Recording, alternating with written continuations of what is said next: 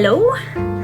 So it's quite late in the day. I've had a lot to do today. It's the 1st of June, and on the 1st of June I have a bunch of stuff to do. So on the 1st of June I have my Patreon rewards to go out. So I've got to film my sketchbook tour for May. So I had to make and post out the monthly desktop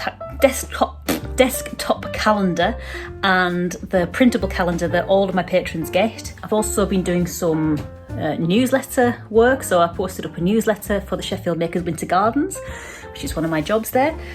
So yeah, it's been busy today, but I thought I would finally pick up the camera and say hello to you. Hello.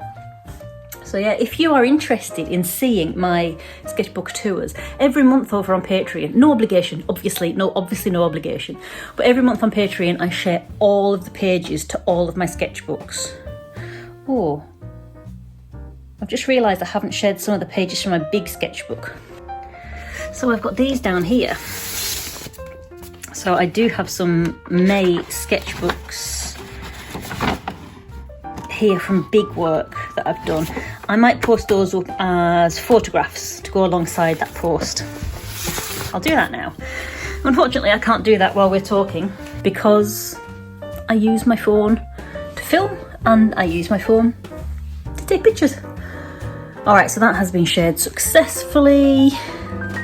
So all I need to do now is to take some photographs of the bigger pages from my bigger sketchbook. The way I use my sketchbooks, if you're interested, so I've got these small little ones. I either get them from Hobbycraft or from Fred Aldous. So that one on top is from Hobbycraft. That one's from Fred Aldous. They're much of a muchness, but they're small and they're cheap, and I can blast through a few of them in a month. I've still got a little bit left in that one, so I'm going to use that one in June. So I use these as my out and about sketchbooks, and then if I've got anything that I want to develop and I want to, work on a little bit more, like characters to develop, or if I want to just have a play and throw a bit of paint around, I've got bigger sketchbooks, and they are solely for working in the studio. It's where I can make a mess. It's where I can just let go. Let me take some photos of these things for my patrons, and then I will be back before you know it. And let's talk you through some of my sketchbook favourite things. Maybe some of my favourite materials. I don't know. I'll be back in a second and let's find out.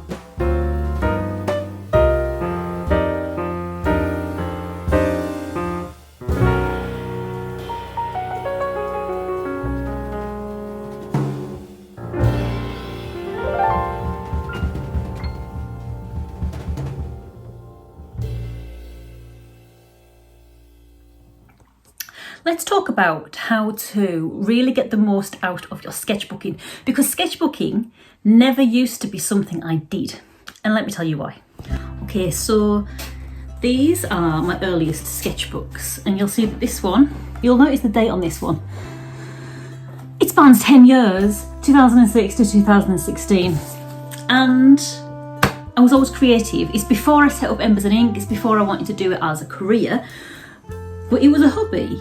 But you'll see the fact that it took this sketchbook 10 years and it's not even finished, that I never used to enjoy sketchbooking. The idea of sketching stressed me out.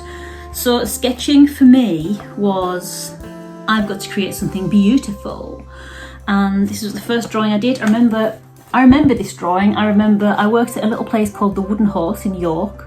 I don't think it's there anymore. It's a little hippie shop. You'd get your incense stuff from there, and it was quiet, and I had this in my bag, and I thought I'm just going to start a drawing, and I drew my hand holding the sketchbook, and I wasn't pleased with this at the time. I don't know if I drew for a long time after drawing this one, but I put so much pressure on myself to do perfect drawings, and look how lightly I drew this. There's no intention there to keep it. I drew it light so I could rub it out.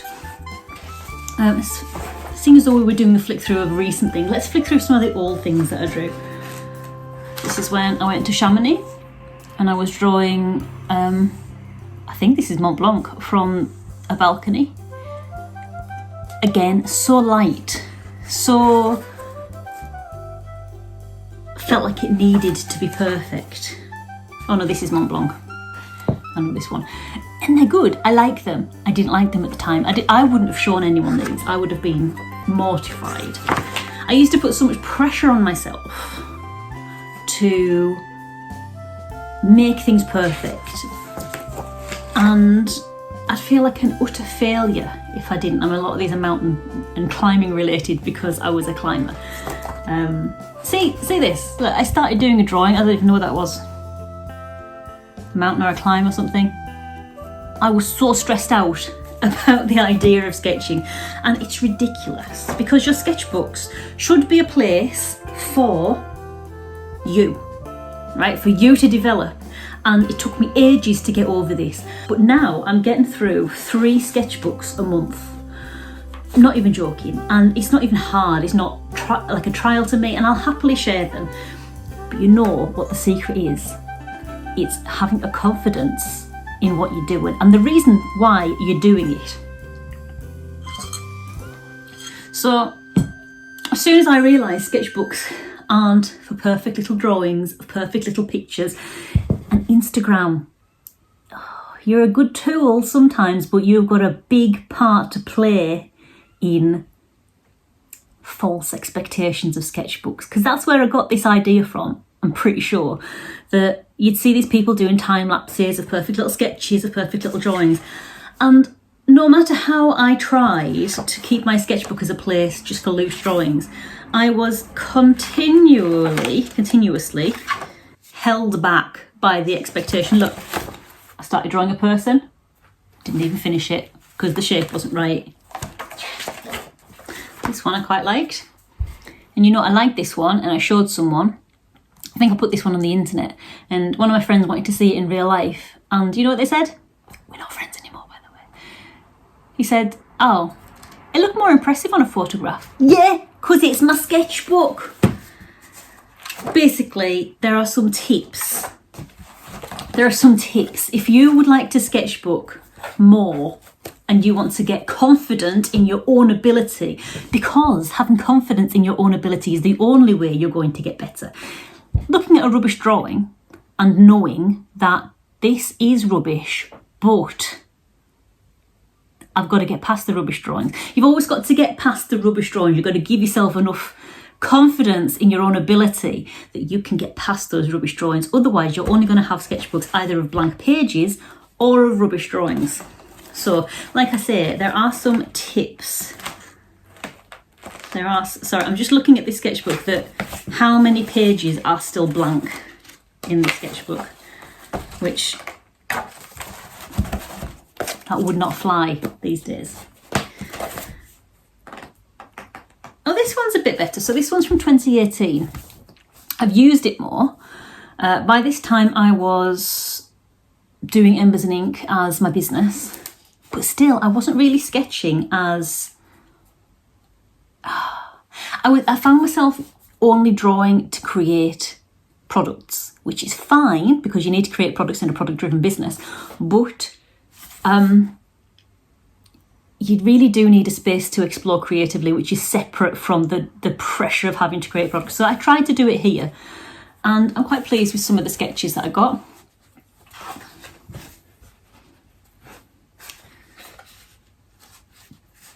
This was rough for me, but actually it's quite tidy and tame and neat compared to how I do it now. Look, I even signed it because to me, this was a place for your perfect, pretty pictures. And if they didn't turn out right, you rub them out and you started again. This is probably as rough as I would have got back then. I really like that. But my sketching has really changed since then. That was quite restricted, it was quite ordered. So let's just compare it to how I draw now. I'll show you my most recent sketchbook of May. If you want to see any more, if you want to see the other 2 from May, you can sign up to my Patreon. But at the moment, the rest of those are just for my Patreon crew because they're such a lovely group of people. I am happy to try new materials, try new things. In this one, I was drawing a person from life, bearing in mind they were like a million miles away and they were about that big in real life. So I kind of tried to draw them faithfully in an illustrative style. And then down here, to clean my brush, because this is the yellow outline, I did that first. And then to clean my brush, I blobbed 3 blobs there, and when it had all dried, I made up expressions this person might make. So my sketchbooking now has the intention of being more illustrative, more playful, with the idea that I am developing my children's book illustration muscles. So I don't mind these things being messy. Again, I just practice faces. They're not particularly amazing, but if I don't get past the bad drawings, I'll never get to the good ones. No matter how good a drawer you are, your first drawings are like your first pancakes. If you've ever made pancakes, you will know the struggle. Your first couple of pancakes, they don't look like pancakes. And it's exactly the same thing with your drawings. You've got to get past the messy stakes. So my first tip is draw, draw and draw. Because if you don't, you will never ever get past the bad drawings. There's a really good quote by Ira Glass, which the Good Ship Illustration, who I am big into supporting because they support me so much. You find them over on Instagram. I'll pop all the links down in the video description. So there's, what's the quote from Ira Glass? I'll try and pop it up on the screen somewhere here, but basically Ira Glass basically says, creative people have good taste. That is why they're creative. But the first few times that you do something is always bad. Tanya from the Good Ship Illustration sums this up by saying, all change is ugly. All new things are ugly. But basically Ira Glass goes on to say, if you let yourself become disheartened by the ugly stage, by the rubbish drawings that you're doing, the things that don't come out quite looking like you had in your mind, if you never go, I'll have another go, or, oh well, on to the next one, if you never do that and you just say, I'm rubbish, I'm never going to do it again, then the very best that you will ever be is that rubbish drawing. You see? So draw, draw and draw. My second tip is experiment with a load of materials. So I've got all of this stuff here. I didn't buy all of this stuff. I'm very lucky that I have got a sister who is also an artist, and she has already gone through her experimental phase, and she's got a bunch of materials that she knows she likes, and she's got a bunch she knows she doesn't, and she sent me a bunch of the stuff she doesn't. So I'm still working through all of my material gifts from her, but like for instance, before, when I was drawing these drawings, I thought pen and ink is my thing. Ink and watercolour. So everything had a black outline, everything was coloured in with watercolour. But now, my goodness, crayons, I've got Tombos, I've got graphite pens, I've got pencils. Coloured pencils were a thing that I didn't even consider before. And I don't know why, because colour pencils are actually brilliant. I'm also starting to get over the fact that everything needs an outline. That comes from drawing. I've experimented with lots of things. I've played around. Play is the most important part of learning new things. I used to be a teaching assistant, and I used to say this to the kids all the time. Play, and especially the mistakes that you make when you're playing with something, are the best way to learn. And it goes back to what I said before about drawing. Get past your bad mistakes, because yeah, it might look rubbish, this drawing, but now at least you know what you don't want, you know what doesn't work. And it's the same with materials. So play with all the different types of materials, combine felt tip pens and pencils and acrylic markers. Not really my thing anymore. I try and stay with art materials that are plastic free, but when I've got things that I've got left over, so barrel pencils, acrylic markers, stuff like that, I will use them until they're completely used up. But again, that's a personal preference. And I know that through playing with these things, I can always find a plastic-free alternative. But combine things that you didn't even think about. Set some time aside to play. Give yourself the room to play. All these materials, they wouldn't have even been on my radar before, and now I use them. I use them a lot. If you've got a lot of materials like me, take my sister's advice, which I did, and get yourself some glasses or beakers. I got mine from IKEA, other homeware stores are available, and separate your materials out by colour, not by material. So don't have all your felt pens in one drawer or your pencils in another drawer, because they will never meet. And I know this because I've been doing this since 2006, and only in the last few months have my materials actually met and become friends. So yeah, put all of your, so you'll see in this one, I've got highlighter pens, I've got pencils, I've got crayons. That's a crayon that I found in my dad's briefcase a million years ago. I've also got some that I've got paints in. Where are the paints? Here. We put them all in there. So when you're having a play at your desk, you can go, oh, I'll try the gouache with this pencil, see if that works, and give yourself that time to play. Thirdly, do yourself a favour and go and find the Good Ship Illustration over on Instagram. I think they also have a YouTube channel. If they do, I'll link it below. They've been going, as far as I know, hang on, let me just move you up a little bit so my head fits in. As far as I know, they've been going since about 2020. When everyone's having the lockdowns, they started doing art clubs on a Friday. They've saved all of these art clubs as Instagram stories.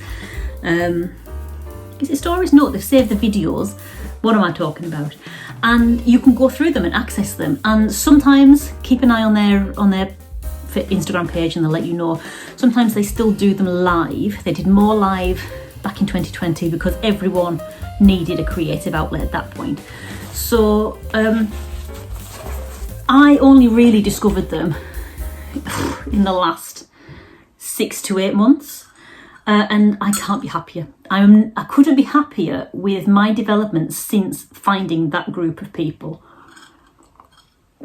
So I joined in with their art clubs, and I couldn't believe how much my brain needed to play. The art clubs with the Good Ship Illustration, I'm not sponsored, by the way, it's just something I genuinely do, and I really will, you will thank me if you join them. Their art clubs were basically the two of the three other people would get on to an Instagram live. They'd set a subject, you'd get your art stuff too, and it's encouraging you to draw from life. So they'll encourage you to like gather little ornaments or things as your prompt, and you'll maybe draw for an hour and listen to them chatting with sticks, or only with blobs, no lines, or in 2 colours only, or draw with your left hand, or draw, there was one, I think it was the first one I ever did, was draw an upside down portrait of yourself. And the results are always wobbly, and I think they design them to be like this, right? So the results are wonky and imperfect and full of character, and they're intended to be like that, and everyone's is. So there's no pressure to draw perfect little drawings of perfect little people and your perfect little page and your perfect little sketchbook. It's all about making a mess. And another tip that I got from them, which is my tip number 4, is time your sketches. So I got this tip from the Good Ship Illustration. They do a little free resource called the Sketchbooker's Friend. Again, I think it was designed for the 2020 kind of time when people were in lockdown, but it's a free resource that the Good Ship Illustration run, and this is what I did before I ever did the art clubs or anything like that. And it's really what got me sketchbooking again. And I mean, go and have a look at their resources. They explain it better than me. But the basic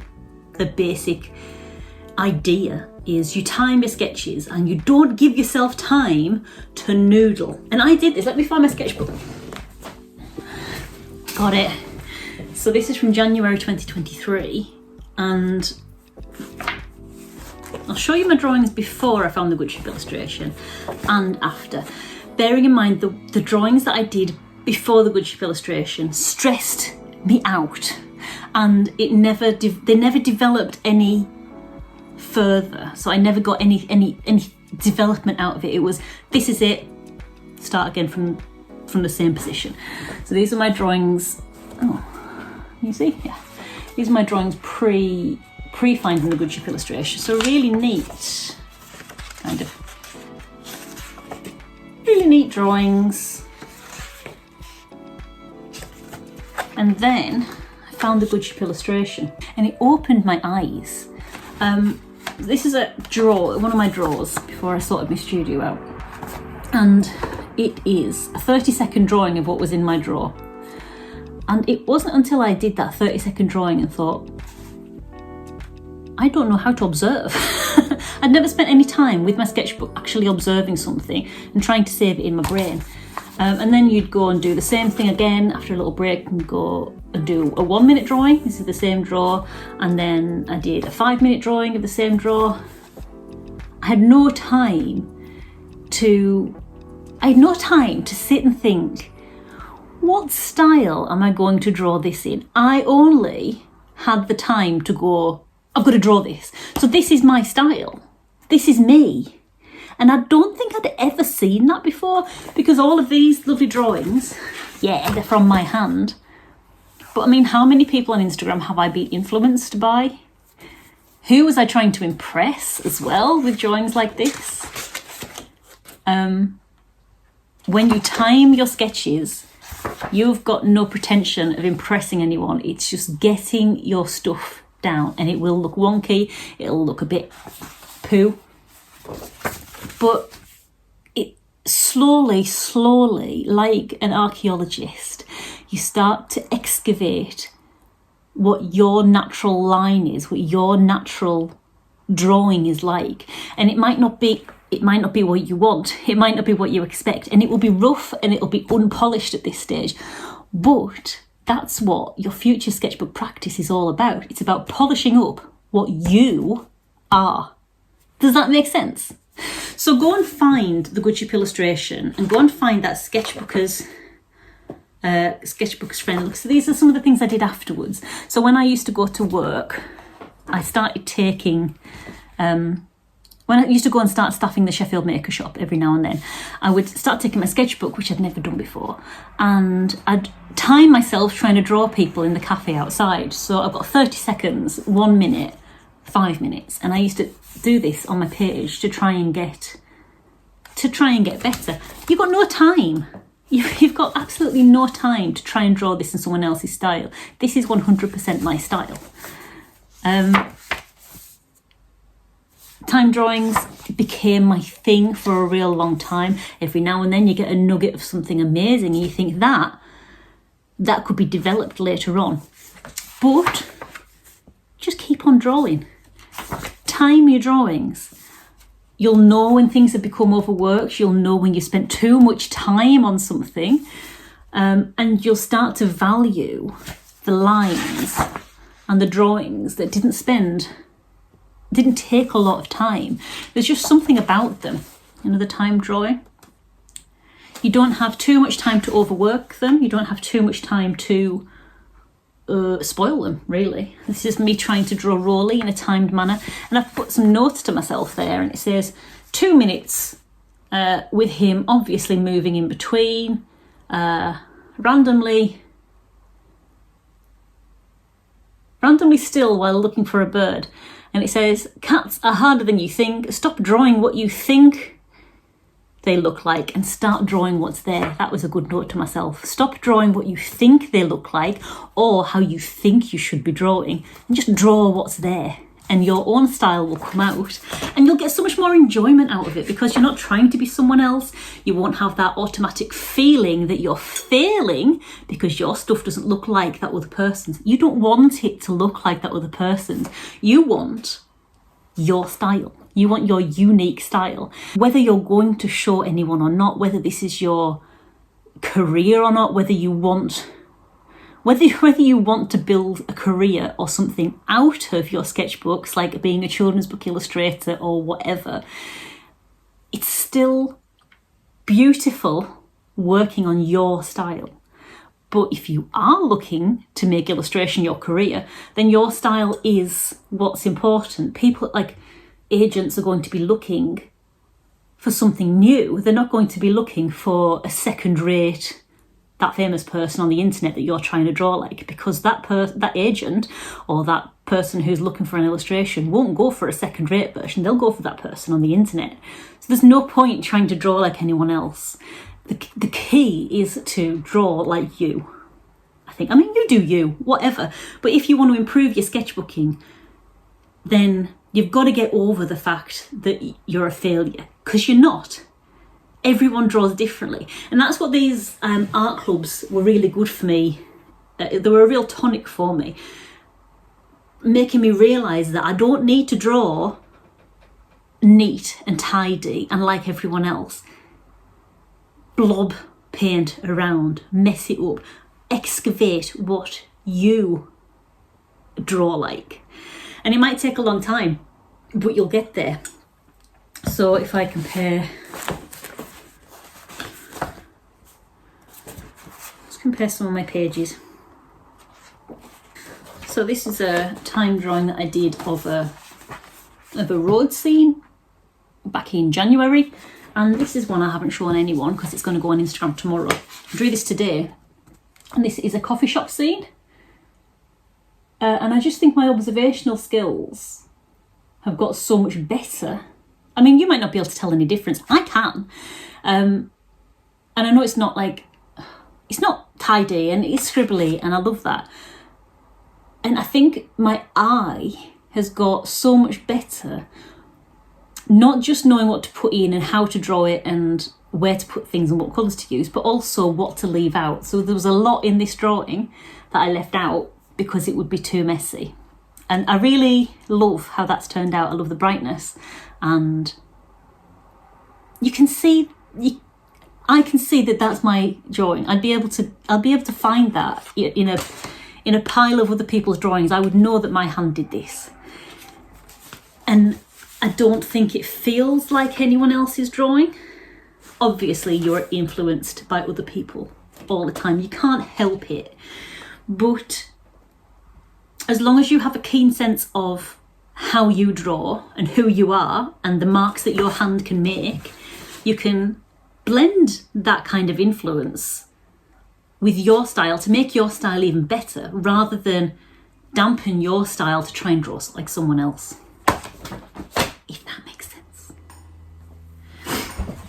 And my last tip is to surround yourself with people, either virtually or physically, with other people who are also trying to improve their sketchbooking, their illustration, their art, their personal voice, whatever it is. Someone who's on that journey to find their authentic self, because it can be lonely, first of all, trying to do something on your own. But as soon as you realise other people are out there on a similar journey too, it can make that ugly change in your work a lot more bearable, to know that someone else is doing it as well. So join clubs, find other people who want to go sketchbooking, go online and find drawing classes, go out into town with your sketchbook and draw.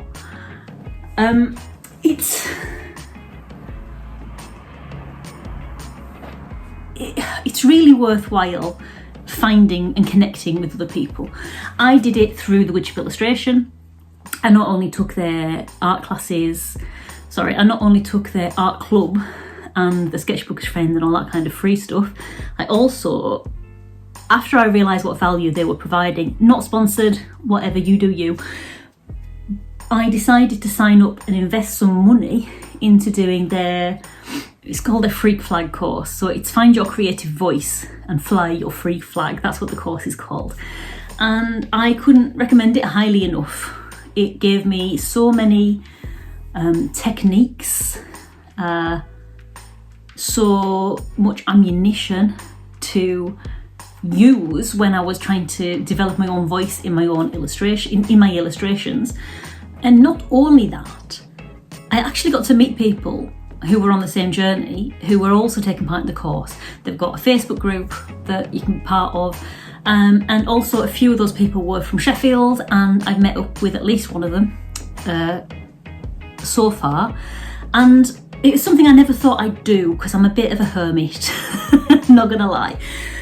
But if you ever get the opportunity to draw with other people who are on the same journey as you, do it. It is the best decision I ever made.